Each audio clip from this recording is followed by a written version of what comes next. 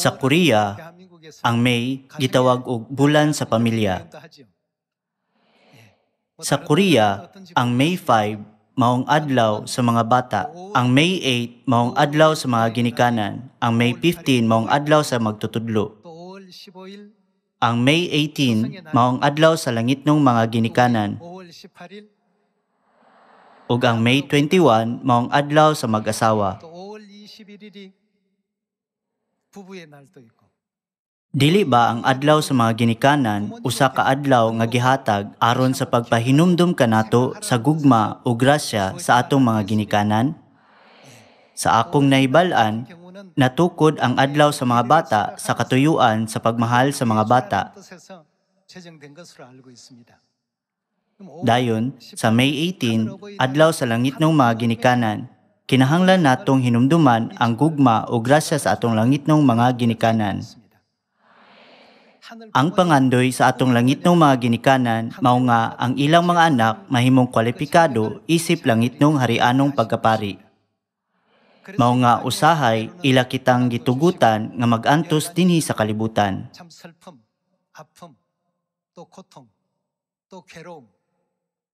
Ang Dios nagtugot kanato nga makasinati og mga kalisdanan, sukwahi sa walay katapusan nga kalipay ug kalinaw nga atong matagamtaman sa langit.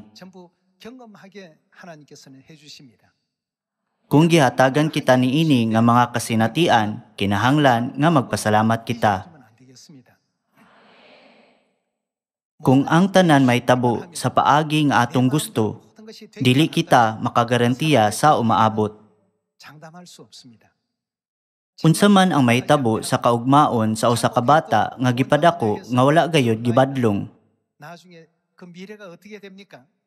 Ang kaugmaon sa bata masayop.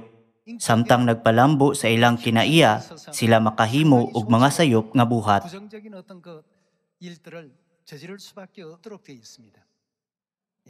Apan, sa dihang ang usa ka bata makabuhat og daotan ug ang mga ginikanan kusganong mobadlong kanila uban ang silot, ang mga tawo moingon nga ang bata makabaton og kaalam sa pag-ila tali sa husto ug sayop. Mao nga ang atong langitnong mga ginikanan nagdala sa mga Israelita ngadto sa kamingawan kung diin walay pagkaon o tubig. Bisan pa niana, unsay resulta nga ilang nakabot alang kanila.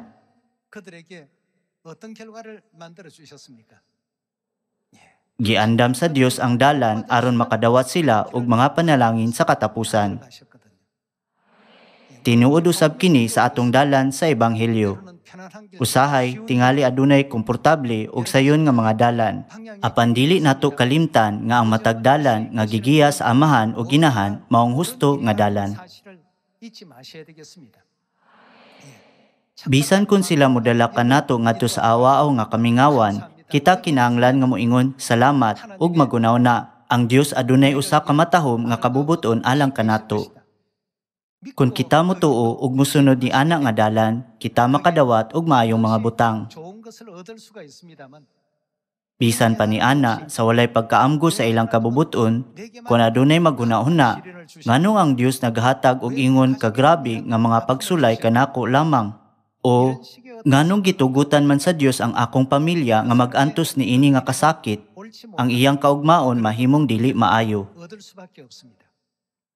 Sa basahon sa 1 Corinthians chapter 10, unsay nahitabo ni adtong nagbagulbol dito sa kamingawan. Ang rason nganong gisulat kini mga pulonga kay gusto sa Dios nga ang iyang mga anak mahimong kwalipikado isip harianong pagkapari sa langit, pinaagi sa maong proseso. Ang Dios nag-andam sa dalan aron ibutang ang iyang mga anak sa labing maayong dapit. Bisan og wala kita nakaibalo niini, ang matag usa kanato adunay mga kahuyang nga kinahanglan palig-unon. Ang tanan adunay mga kahuyang. Ang Dios nagputli sa atong mga kahuyang ug naghimo kanato nga mas lig-on pinaagi sa pagbutang kanato sa maong mga palibot aron iya kitang giyahan ngadto sa langit. Mao kini ang gagmay nga mga butang nga may tabo ubos sa dakong gugma sa Dios. Busa, Dili lamang nato pilion ang sayon nga dalan o ang dalan nga atong gusto. Usahay, kinahanglan nato nga musubay sa dalan nga dili nato gusto kung kini gikinahanglan alang sa ebanghelyo. Bisan kung kini usa ka butang nga gusto natong likayan tungod kay kita gikapoy, kinahanglan nato nga manguna sa pagbuhat sa gikinahanglan alang sa ebanghelyo. Adunay mga tawo nga wala magtagad sa mga pulong sa Dios. Samtang adunay mga tawo nga seryoso nga nagunaw na sa mga pulong sa Dios. Tibuok gabi nga gitaktak ni Pedro ang iyang pukot sa dagat, apan wala say nakuha bisan usa ka isda. Si Jesus nangutana kang Pedro, nakakuha ba ka og dagang isda? Mitubag siya, wala ko'y nakuha bisan usa ka isda. Si Jesus mingon, itaktak ninyo ang mga pukot. Lisod kuno kaayo ang paghanay sa mga pukot o gamit sa pangisda. Lagmit gikapoy na ang iyang lawas apan giingnan sa ni Jesus sa pag-adto pag-usab. Gikan sa pananaw sa tawo, unsa ka makahasol kini? Makakapoy kaayo ni nga trabaho. Mahimong moingon si Pedro, Jesus, pwede ba ako mopahulay una og maayo ug buhaton kini sa sunod adlaw? Apan unsay gisulti ni Pedro? Wala niya gitamay ang iyang mga pulong sama sa umagad ni Lot. Unsay ang giingon? Apan tungod sa imong giingon, itaktak ko ang mga pukot.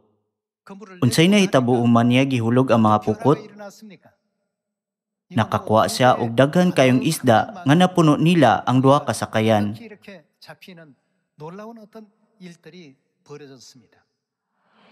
Dapat nato masabtan nganong na-record kini nga mga butang sa Biblia. Ang umagad nga lalaki ni Lot nag-isip sa pulong sa Dios ingong usa ka komedya ug nalaglag panahon sa paglaglag sa Sodoma ug Gomora. Apan unsa ka kay Pedro? Usa kadto ka butang nga dili niya makab-ot. Apan sa dihang gituman niya ang pulong sa Dios, dili ba nakab-ot niya ang maayong mga resulta? Dili nato isipon ang mga pagtulunan sa Biblia ingong mga record lamang nga nag-ingon kini ang gibuhat sa mga katigulangan sa pagtuo sa nangagi. Sumala sa 2 Timothy chapter 3, unsa ang ginabuhat sa Biblia? Dili ba kini maghimo kanato nga maalamon alang sa kaluwasan? Dapat nato masabtan kung nganong naay maong mga tudlo sa Biblia. Kadto nga mga record gikinahanglan alang kanato niining panahona. Kinahanglang mobangon kita, magmabinantayon ug kusog nga mosangyaw sa ebanghelyo. Ug kinahanglan natong maningkamot sa pagpangita sa tanan natong nawala nga mga kaigsunan ug pagkumpleto sa ebanghelyo. Pinaagi niini nga mga paningkamot makahatag kita og kalipay ug himaya ngadto sa amahan ug inahan. Dugang pa atong tagaan og bili ang pulong sa Dios labaw pa sa bulawan. Himuon nato ang mga paningkamot ug resolusyon aron mabayran ang gugma ug grasya sa amahan ug inahan niining bulahan nga tuig. Bahin niini, unsa ang giingon sa Biblia sa mga wala nagtuman? Makasulod ba sila sa langit? Ang Dios mihimo og usa ka panumpa nga kadtong dili motuman, dili gayud makasulod sa langit. Atong tan-awon ang basahon sa Hebrews chapter 3.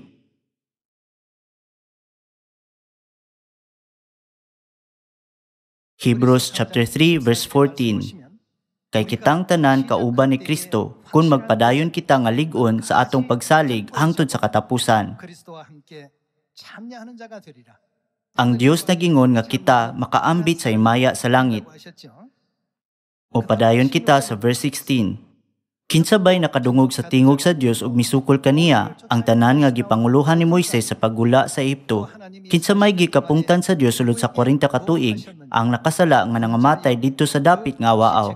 Sa pagpanumpa sa Dios nga dili gayud sila makasulod sa yuta din ihatag unta niya kanila ang kapahulayan. Kinsa may iyang gipasabot? Kinsa sila? Ang misukol kaniya. Busa Nakita nato nga wala sila makasulod kay wala man sila motuo. Sa panahon ni Moises, ang Kanaan ang lugar kung diin dili sila makasulod. Dili ba kini usa ka propesiya nga kadtong dili motuman, dili makasulod sa langit? Ipadayon nato ang chapter 4. Busa, samtang nagpadayon ang saad sa Dios nga makasulod kita aron makaangkon sa iyang pahulay, magmatngon kita nga walay usa ka nato nga mapakya sa pagdawat ni anang maong kapahulayan, kay sama kanila nakadungog kita sa maayong balita, apan wala magpulos ang mensahe nga nadungog nila, tungod kay wala man sila motuo niini. Ang rason ngano nga kadtong nakadungog sa pulong sa Dios usa ka libo ka beses, apan dili gyapon makadawat nini o makakulit nini sa ilang mga kasing-kasing. Tungod kay wala man sila motuo niini. Kini tungod kay wala nila gidawat ang pulong sa Dios uban ang pagtuo. Tungod niini, balik-balik nila kining gisupak. Sama sa mga umagad nga lalaki ni Lot, giisip nila kini nga usa ka komedya. Sa yanong pagkasulti, nagpasabot nga giisip nila kini nga walay pulos. Kinahanglang dili nato tagdon nga walay pulos ang pulong sa Dios nga mag-ingon dili igsapayan kung buhaton man nato kini o dili. Ang mga pulong sa Dios kay hingpit. Tungod niini, bisan tuod ang pulong sa Dios dili ikatandi sa bisan unsa niining kalibutana, kung kita mga has sa pagtandi niini, sama kini sa sugo sa hari. Dili ba ang Dios maong hari sa mga hari? Busa, sugo kini sa hari. Ang mga buhat ni adtong wala motuman sa mga sugo sa hari, gitawag og pagbudhi. Mupadayon kita sa verse 6. Kadtong unang nakadungog sa maayong balita, wala makasulod ug makaangkon sa kapahulayan sa Dios tungod kay unsay ilang gibuhat, wala man sila motuo. Ang Dios maong atong amahan ug inahan. Sila ang atong langitnong mga ginikanan. Kadtong dili motuman sa ilang mga pulong, dili makasulod sa gingharian sa langit. Mupadayon kita sa verse 11. Sa verse 11, kini na isulat. Busa, maningwa kita sa pag-angkon sa gisaad nga kapahulayan aron walay usa ka nato nga mapakya sama sa naitabo kanila tungod sa ilang pagkamasupilon. Kaya ang pulong sa Dios buhi ug maabtik ug masait pa kaysa bisan unsang espada nga duhay sulab. Modulot kini hangtod sa kinahiladman sa kalag ug sa espiritu, hangtod sa dapit di nag-abot ang lutahan ug ang kauyukan. Nagusisa kini sa mga tinguha o gunahuna sa kasing-kasing sa tao. Walay butang nga matago gikan sa Dios. Ang tanan dayag ug makita sa iyang mga mata ug kitang tanan maghatag kaniyag husay sa atong binuhatan. Dili gayon nato sundon ang ilang panag-ingnan sa pagkamasinupakon. Dugang pa, unsa nga panumpa ang gipadayag sa Dios alang sa mga wala nagatuman? Dili ba naisulat sa verse 3 nga dili gayud sila makasulod sa kapahulayan sa Dios? Sa nahibilin natong kinabuhi, magbaton kitag pagtuo sama ni anang kang Pedro kinsa miingon, buhaton ko kini tungod kay kini pulong sa Dios.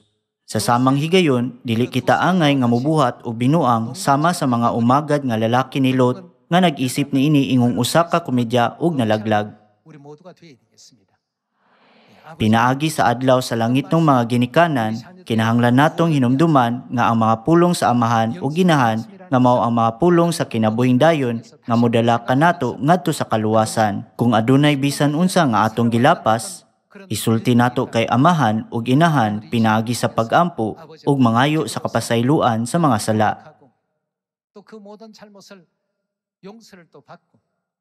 Sukad karon, isipon ko ang kinabuhi nga gitudlo kanako ni amahan o ginahan nga mas bililhon pa kaysa bulawan. Gusto nakong hangyoon kamo sa pagkulit ni ining nga resolusyon sa inyong kasing-kasing ni ining adlaw sa langit ng mga ginikanan. Pinaagi ni ini, gusto nakong tapuson ang sermon karong adlaw. Daghang salamat.